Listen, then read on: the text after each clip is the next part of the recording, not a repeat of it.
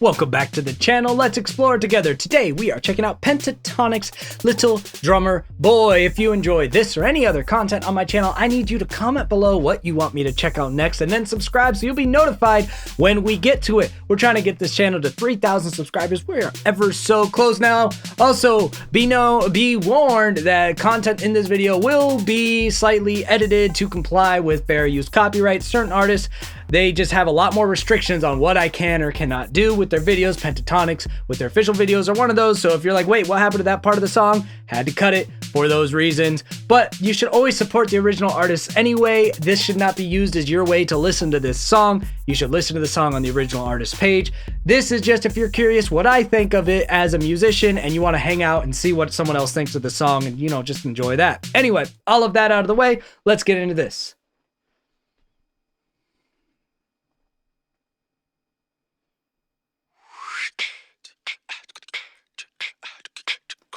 Good way to start with drums since it's Little Drummer Boy.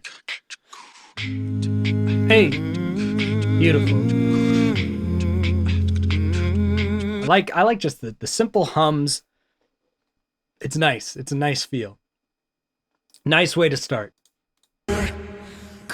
Hold on, that was cool. Let's whoa. I don't know, go back a little more. Yeah, I like that. Some of these are a lot harder to not sing along to than others. This is one of those that's much more difficult. A newborn king to see. So pretty. Also, this just takes me back to Southern California because this looks like Southern California. It might not be, but it definitely looks like it. Especially with the polluted looking sky. We bring to lay before the king.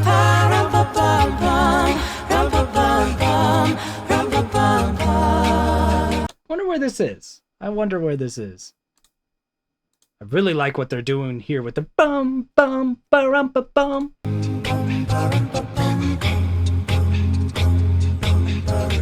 That's great.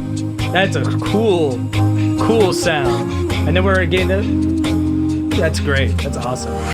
That's awesome. This is I'm enjoying their thought process and how they created this a lot. Now we've started to pick it up a little. The drums kind of got a double kick thing going. Here we go. Yeah. Get that tempo up. Woo! That was angelic there.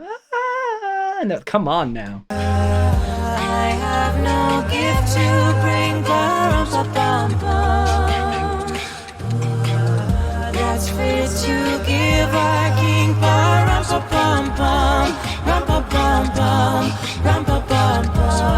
Yeah, this just keeps building in all the right way.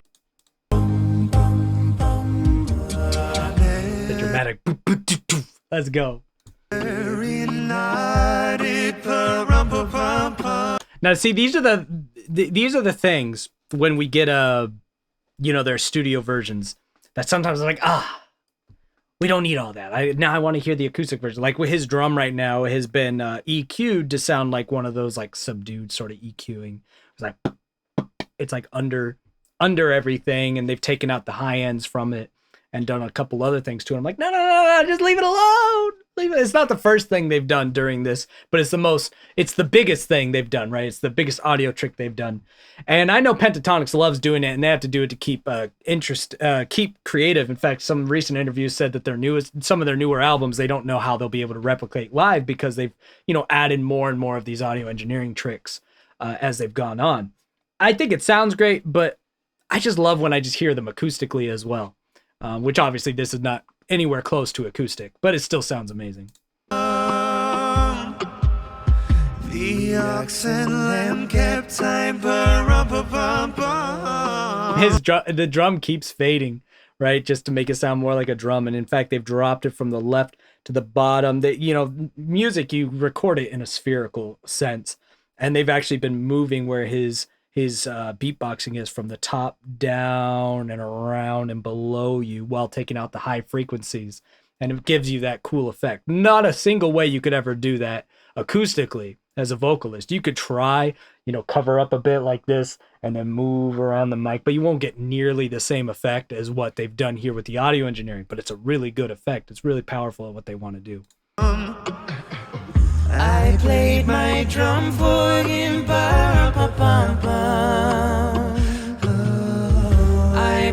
Also, if you're wondering why we're at Christmas stuff in November, it's been snowing where I live. So Christmas is on. Thanksgiving didn't come before the snow, so Thanksgiving's just dinner now. Hey, come on. I feel like this is a good part for Mitch to just take off. I wonder if that's going to happen. Now we're going back to the... Mitch, come on. I feel you like hankering for this right here. But we'll see what happens. I also have neglected to do a thumbnail moment. If only I had this sock cap. I have this exact sock cap. If only I had it upstairs, I could do it and mimic my boy here. Oh well, we have one-upped ourselves in post-production effects.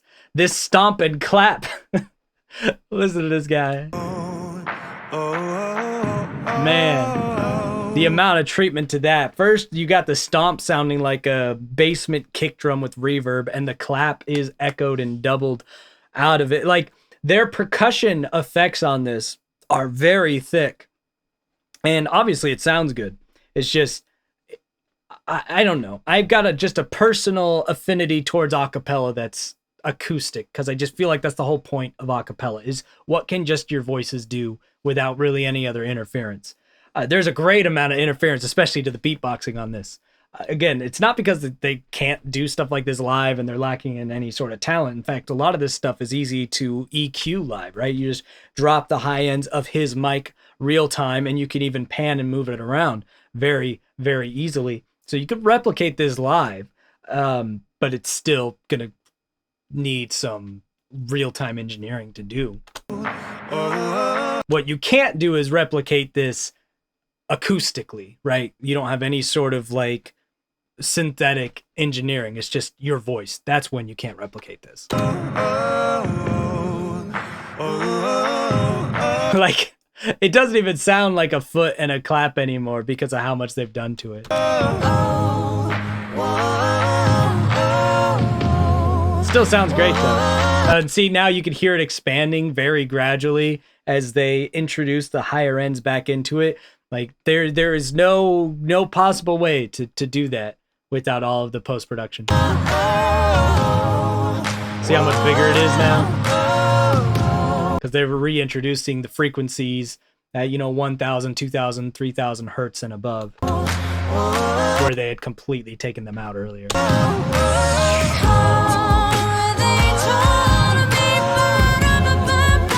I guess we're not going to get a big old Mitch moment. So we're going to just have our thumbnail moment be with our girl here. We're going to block Mitch, since Mitch didn't get his moment. So we're just going to block Mitch right here, and just a little bit of a, let's see, her face is just, I can't close my eyes with the thumbnail. So we're just going to try to get a little, that's as close as we're getting. Shout out to you if you made it all the way to the thumbnail moment through all my nonsense. Here we go.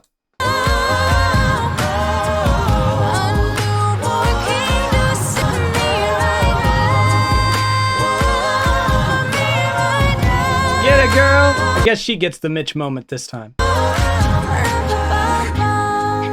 Hey. Very, very nice rendition. Sorry, Mitch. We blocked you earlier. We'll get out of your way this time. Oh, now we're blocking someone else. Just can't win. So that was Little Drummer Boy by Pentatonix. Very pleasant. I would love to hear if they have an acoustic version of this. I'm just a sucker for acoustic acapella. What can I say? Until we explore again, I will see you guys next time.